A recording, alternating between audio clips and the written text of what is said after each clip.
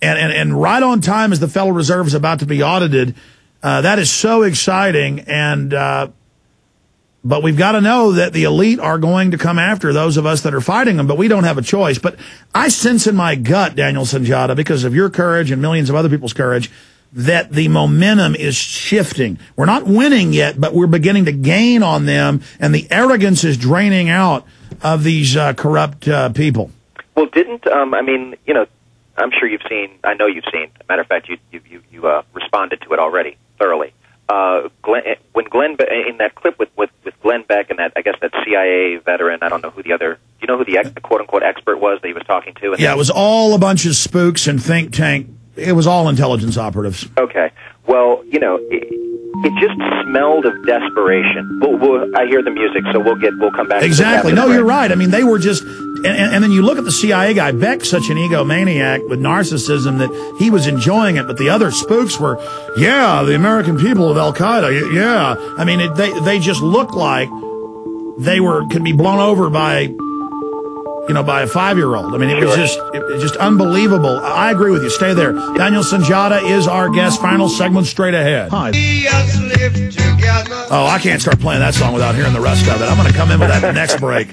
All they want us to do is keep on killing one another, top ranking. We're going to finish up with Daniel Sunjata, and then he says he'll come back the next month for a full hour and take your calls. They've got some family stuff coming up today. Daniel, in the time we have left, you were saying, and I jumped in and started seconding you, you were saying that it seemed like desperation. Exactly. It was like insecure and panicked, and they knew they were doing something dirty, trying to say that this guy was a hero of 9/11 truth, but with no source. Yeah, exactly. I guess that's the only other point I wanted to make is based on what? Because he gives this brief caveat. He's like, that's what the evidence points to now. It's early. We can't confirm this, just like with the FEMA camps. He can neither confirm nor deny at the end of the day. But with this particular thing, you would think if he's going to open his mouth and say something like that and link a notoriously nonviolent movement like 9/11 Truth with something as despicable as what happened at that museum that day, then you better have a source. You better have a reason for saying something like that. And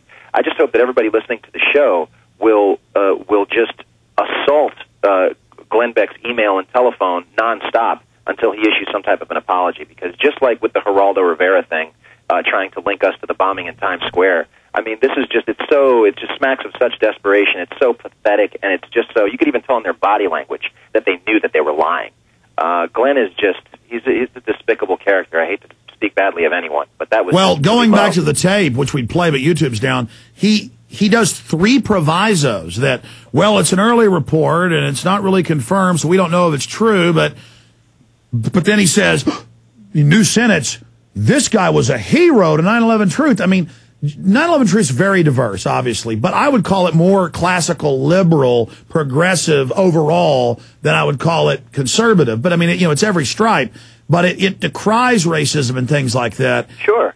I mean, who from the 9/11 Truth community has been advocating or calling for violence? No one. As a matter of fact, we want to avoid it at all costs. It's not us who's perpetrating the violence. We're trying to expose those who have committed violent acts because we don't want to see that. We don't want bloodshed. We decry that. So, well, take We Are Change. Take We Are Change. They're all about Gandhi, be the change you want to see in the world, nonviolent. And they keep saying they're going to be violent, they're going to be violent, and then it starts materializing. They're manufacturing it one way or another. It's not true. There's the essay on screen, Daniel Sunjata, Intellectual Dishonesty in the Age of Universal Deceit, 911blogger.com. In the last 3 minutes, you've got the floor. Take us out, Daniel Sunjata. I guess a message to keep 9/11 Truth exploding, or they'll stage more terror? Yeah, I mean, I think that's a very likely possibility. I mean, most of everybody listening right now knows for a fact that something is wrong with what we've been told about 9/11. We need a new reinvestigation. That's clear. There's been a lot of progress that's been made on many fronts. All kinds. Alex has made movie upon movie upon movie. The Core of Corruption series has been very eye-opening and enlightening. The Fabled Enemies, Jason Bermas's film, really great job on that. I mean, on so many fronts, we're making progress, and I think that we just have to continue to storm the castle. We can't get complacent. It's palpable right now. I think in the air. I think people can feel that there's something on the horizon, and I think that people might be a little bit scared, not knowing is it going to be something positive, is it going to be something negative. I think we can certainly make it something positive. I think humanity stands at the threshold of a real opportunity for a quantum transformation.